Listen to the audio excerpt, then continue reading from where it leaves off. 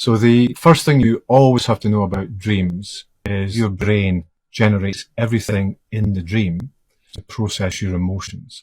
So when you are dreaming, you are creating a series of images that allow you to explore your emotional life and understand it and make powerful choices in it.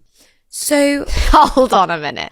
Okay, right. So so if I'm going to ask you a question, which is like the most popular question I think we probably get asked about, like, does this dream mean something? If I'm constantly cheating on my partner in my dream, I'm not, but like this is what people have written in.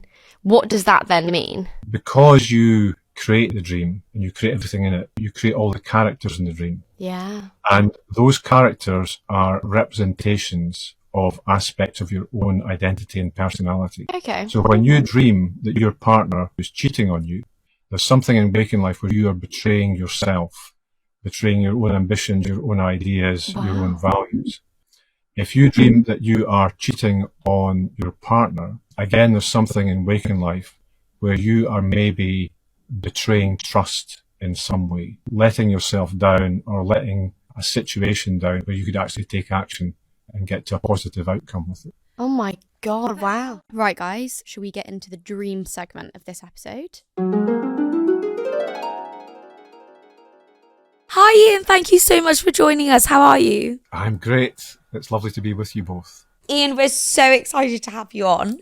Melissa and I have, and all of our listeners have written in so many times about very spooky dreams. Mm-hmm. We just really want to deep dive into them and like know what the meaning is to dreams, like how they happen. Is it a sign? Is it our subconscious telling us? Is it our subconscious telling us? I've actually had things before where it definitely is my subconscious speaking to me, and eventually I've acted on them. So the first thing you always have to know about dreams is the dream doesn't happen to you. The reality is that your brain generates everything in the dream. And the reason that it does that, the fundamental reason for dreaming is to process your emotions. So when you are dreaming, you are creating a series of images that allow you to explore your emotional life and understand it and make powerful choices in it. So hold on a minute. Okay, right. So so if I'm going to ask you a question, which is like the most popular like question I think we probably get asked about, like, does this dream mean something? If I'm constantly cheating on my partner in my dream, I'm not, but like this is what people have written in. What does that then mean? This is a very common dream. Yeah. So is the dream cheating on your partner or being cheated on? So we've got both of those questions here. Right. It's cheating on your partner and then being cheated on. Yeah. Right. So the more common of those is being cheated on. Okay. And because you create the dream and you create everything in it, you create all the characters in the dream. Yeah. And those characters are representations of aspects of your own identity and personality. Okay. So when you dream that your partner, some intimate, some companion who's very close to you is cheating on you, the reality is they're not. The reality is that you are cheating on yourself in some way in waking life. It's got nothing to do with your partner. There's something in waking life where you are betraying yourself, betraying your own ambitions, your own ideas, your own values. And that is the cause of that dream. Okay. If you dream that you are cheating on your partner, then again, there's something in waking life where you are maybe betraying trust in some way. So you're not betraying trust in them, you're not going to cheat on them, but you're letting yourself down or letting a situation down where you could actually take action and get to a positive outcome with it. Oh my God, But wow. how do you know it doesn't mean that they're cheating on you, that they're pretending to be in love with you, but they're not? If you have that dream that your partner's cheating on you and you start to suspect that they might be cheating on you, what can often happen is it can cause a series of events that actually do lead to the breakup of the partnership, because the relationship dynamic is that you start becoming very suspicious of your partner, you lose confidence in the relationship, then your partner thinks, why is my girlfriend so suspicious? Why does it seem like she's stalking me? Why is she so needy? Why does she need to know where I am all the time? Why is she so clingy? And for anyone in a relationship, that can become a bit wearying after a while. But then how do they find out what they are betraying themselves with? Yeah, so you have to ask yourself that question in waking life. Because the thing about dreams is they are answering questions we are not even aware that we are asking. And these are very good questions to ask yourself. Where are you letting yourself down? Where are you running around after other people rather than attending to your own needs? Those are the sorts of questions you ask. And then when you ask those, answers will emerge that will give you some idea of the actions you can take. I feel like this is quite positive for us and our listeners, because we've all had dreams where we've cheated, and we've all had dreams where we've been cheated on. So knowing that that's not actually happening and it's not a suspicion, it's not something deep within us telling us that we need to cheat on our partner or something like that, and it's actually just an us problem. It's just an us problem. And we've also had quite a lot of people dreaming about exes. Again, it comes back to that idea of you're creating the dream, and you create all the characters in the dream to represent aspects of yourself. Right. So the question to ask there is, what is the one quality you associate with that ex-partner? And it may be that they were very kind, they were very generous. It might be they were a bit of a bully, that they talked you down all the time. Whatever those things are, there's some situation now in your waking life where you are being faced with the same sort of issue. It may be that your current partner is doing exactly the same thing as your previous partner did. And it's an absolutely classic scenario where people say, oh, I've got a new partner and he or she's absolutely brilliant, and it's completely different from the last one. And then, and all your girlfriends or boyfriends are then thinking, it's exactly the same as the last one. You've picked up on exactly those same qualities. Yeah. So when you create that dream where an ex-lover is returning, just ask yourself, what is the one quality I associate with that person? And is that one quality showing up again in my waking life right now? Because I've got the opportunity to take action with it right now. So it's not because you miss them or your subconscious is saying they're the person you should be with. It could be that you miss them, but what you're actually missing is that quality. It might be that they were very confident in social situations, and it may be that you have always felt a bit awkward in social situations. So you miss that kind of confidence boost that they give you. But the opportunity there is not to go and find someone else that helps you feel really confident socially. The opportunity is to help yourself feel a bit more confident socially and come out of your shell a bit more. The teeth falling out, I mean, that's obviously a really common dream. People talk about it all the time. I've had loads of dreams about that. And apparently it's about money. How the hell is that? Why is that connected? So that's complete nonsense, Melissa. Oh, is it? It's not about money at all. And again, there are so many misconceptions about dreams, especially common dreams, like teeth falling out. The way to work with dream imagery is to think, why might you show your teeth in waking life? Show them on two main occasions. One is when you're smiling, so you're all happy and confident. And the other one is when you're kind of snarling, when you are asserting yourself. So teeth are all about confidence and power. So if you dream that you're losing your teeth, there's some situation in your waking life where you feel that your confidence is diminishing in some way and you don't feel as powerful as you need to be. If you dream that your teeth are falling out, there's some situation where you need to step into your power in waking life and show up more confidently rather than always looking for the approval of other people. I've got another one for you. So I used to always dream that I was doing a theatre play, and I forgot the line. I hadn't rehearsed the lines. I didn't know any of the script, and it was the next day. Or I've had it that my dissertation was about to be handed in and I've not done it. Yeah, it's a combination of a couple of dreams. Right. So in that one, you feel, because it's a public performance, you feel you have to present a particular self-image to all the people around you. And you feel that you're not living up to that particular self-image. Oh. And because of that, there's kind of a divergence. There's a split between who you're trying to be and who you actually are, who you authentically are. So rather than in waking life worrying about how you appear to other people, what you should be doing is actually celebrating how brilliant you are inside and not really caring about what other people are. You should be applauding yourself and not looking for applause from others. Wow. And that kind of links in to the fifth most common dream, the exam dream. Because in an exam, you get judged, you get examined, you get criticized. And again, we go back to that thing, you're creating the dream. So when you create that dream, then there's some situation in your waking life where you're being far too self-critical. You're judging yourself far too harshly.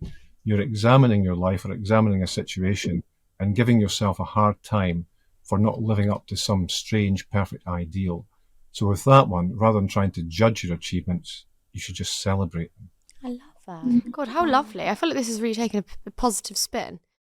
So we've got some of our listeners have written to explain some of their dream examples. Yeah, specific dreams. Recently, I've been having frequent dreams where I'm in trouble and nobody cares or helps. In my last dream, I was on the second floor of a burning house. There was a fire downstairs and I couldn't get out other than through the window where there was a ladder outside, but nobody would help. I could see people having a party, people surfing and swimming outside. I was crying for help and having a panic attack, but nobody wanted to help. Even my boyfriend didn't care enough to help. All I wanted was for my parents to be there because I knew that they'd help me, but they weren't present in my dream. I've had similar ones, but the subject changes, i.e. kidnapped, in full view, taken advantage of, and another I had all my teeth ripped out.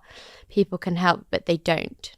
That's horrible. So there's a situation in her waking life where she has the opportunity to help herself in some way. And in doing so, she'll be able to help someone else.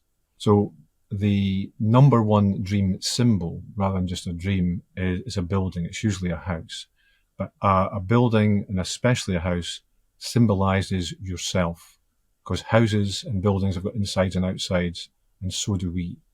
So when your dream is about being trapped in a burning building, so anything to do with fire, it's to do with creativity and transformation. It's about that creative spark. It's getting something going. It's igniting some sort of ambition to do that. So if you feel that you are in a situation where you're trapped in a particular way of life or a particular identity that you're presenting to the world, and things are burning up, there's something that's burning her up inside, where she has to make a change, but she is the only person that can make that decision. She can get advice from other people, she can be mentored, but she has to make that decision. And when she is hoping her parents will help her, what parents symbolize is that older, wiser, more mature part of yourself, the part that knows what to do, the part that can make good decisions. So she is hoping that she can make this wise, mature decision. So it sounds like in waking life, she feels trapped in a particular situation, but she wants to make a decision which might be a little bit uncomfortable to start off with, but will be really helpful. And that's also the one with kidnap. If you dream about being kidnapped, you feel that your identity is being stolen in some way. You feel that your identity has been taken away from you. So this dream is all about helping yourself, stepping into your power, looking after yourself first. And as you look after yourself first, then you can use your power to look after others. Oh my God, that's fascinating. Wow. You know what's nice? These are all sort of ending on positive notes. Yeah. Yeah, well, dreams are very, very positive. They Yeah. are messages from your unconscious showing you how in waking life, how you can make positive change to yourself and others. Wow. Lovely. Do you want to read that? That was so insightful. Thank you. We've got another dream. So someone wrote, I have this recurring dream that I go back to my grandma and granddad's old house. My older sister and I have so many fond childhood memories being in that house. My grandparents moved out in 2008, but for some reason in my dream, I'm fixated on finding a way into the house to see what it looks like now. I never knock. It's always a break in on my part, and always I nearly get caught. What does it all mean? Yeah, it's a lovely dream. So it's quite suspenseful. So we said that the house is the number one dream symbol, and we associate houses in our lives with who we have been, who we are just now, and more variably, who we can become.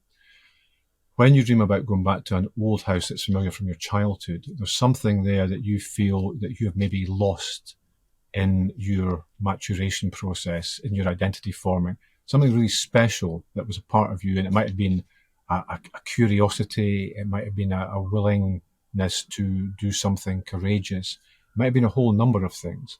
But in those, when you're going back to this house, that's what you're going back to look for. And when you dream about your grandparents are very, very loving and warm and kind. They're very, very experienced. So the dreamer is going back to look for some quality from their past. And it's usually some quality around, if it's grandparents are involved, it's usually some quality around that wisdom and kindness and love. So they're going back to look for some part of themselves, some self-love, some part of themselves that they really loved. And they feel a bit guilty about it. They feel a bit guilty about feeling that they should look after themselves, that they should love themselves. So the action from that dream is don't be afraid, don't feel guilty about taking care of yourself, about looking after yourself, and feeling love for yourself. Oh, I love this. Gorgeous. I'm trying to rack my brain of like vivid, strange dreams that I've had, but now I'm thinking about them, I can't. We've got some good ones. So we've got a good one. Okay. So this is quite horrible. So there was a serial killer on the loose. And my mum, who is the chief of police in this scenario, but in reality she's a primary school teacher, decided that I was going to be the bait and they were going to leave me in the park for one night for him to find me. So I'm standing there terrified when the grass starts rustling and the serial killer jumps out and stabs me in the shoulder, but luckily my mum shoots him and he dies. All the while, a subplot is occurring where my longtime friend is holding her friend up to gunpoint in the same park, and we're all trying to convince her not to shoot. Terrifying. This is chaos, that dream. That sounds great. That sounds like a good drama series. Oh my God, Yeah, it does. I'd watch that. That is Tune into chaos. that. When we dream about a serial killer, then, so serial killers are really, really scary. But the key word here is killer. When we dream about a serial killer, then there's some situation in our waking life where we feel that we have to kill off part of ourselves. Oh, It's quite common among younger people, where you feel that you have to fit into a particular way of being, a particular way of showing up, and it can be lots of different variations on it. It could be that you're murdering someone, that you become a zombie, but all those really kind of really scary things around death. Is there's some part? So it might be something like you're very creative, you have some creative talent, and people say, no, you'll never make a living from that. You need to do something really, really dull, and you have to kill off that part of yourself. And the person who can sort this out is your mother, who has become the chief of police in promotion from a primary school teacher. So the chief of a police. So what a police person symbolises is that ability to make sure everything works the way it should, to make sure that everything is right and proper. So what the mum is symbolising here is that to do the right thing, rather than trying to fit in what everyone else expects from you, what you have to do is to be able to follow that passion and follow that ambition. And then that fits in the rest of the activity, the rest of the drama in the park. So being held up at gunpoint, what guns symbolise is the ability to damage someone at a distance, the ability to take pot shots at someone. So guns in a dream are usually symbolise someone is being critical of you. They are making sniping remarks. They're taking these pot shots at you. So rather than letting them do that, if someone starts to give you a hard time, if someone starts to criticise you without any reason for doing so, you just have to push back against them. So you can fire back at them. You can fire back responses to them. So that's what's happening in that dream. It's that idea of not killing your part of yourself off because other people want to do it and it makes them uncomfortable. And also that part of yourself, which may be some creative endeavour, maybe some ambition you have, you might want to go to university, you might want to do a PhD, you might want to do all those things. Don't listen to the criticisms of other people. What you need to do, follow your heart. Ian, that has been amazing. Do you have any sort of like final notes or advice or things that you would like to just say, to round up? Yeah, so the key thing is, remember, the dream doesn't happen to you. You happen to the dream. You create everything in the dream, and you do that as a way of processing your emotions from waking life. You're sending information to yourself. So your dreams are creating that self-image, that sense of who you are. So just attend to those things and think, what questions am I being asked? What questions am I asking myself and how can I take action on those questions? That's the key thing that a dream will do for you, is it will let you ask questions of yourself, and then you put that into action. And Ian, do you have like a handle or anything you want us to shout out for you for people to go to? Yeah, thanks. Yeah, so you can visit my website at ianwallaceDreams.com, and there's lots of information about dreams and dreaming on there. I've got a number of books that you can find. So one of them is called The Top 100 Dreams. It's the 100 most common dreams from around the world. It tells you about the dream, what it means, the action you can take, and the psychological background. There is a dream dictionary with 12,000 dream images in it. And again, you can use the definitions to make questions to ask yourself. And then there's a shorter illustrated one called Decode Your Dreams. It takes the most common dreams and gets you to action with them. So Amazing. interesting, amazing. We won't keep you much longer, but we're so grateful for your time. Yeah, well, thanks very much for the opportunity. It's been really lovely chatting with you and chatting about dreams.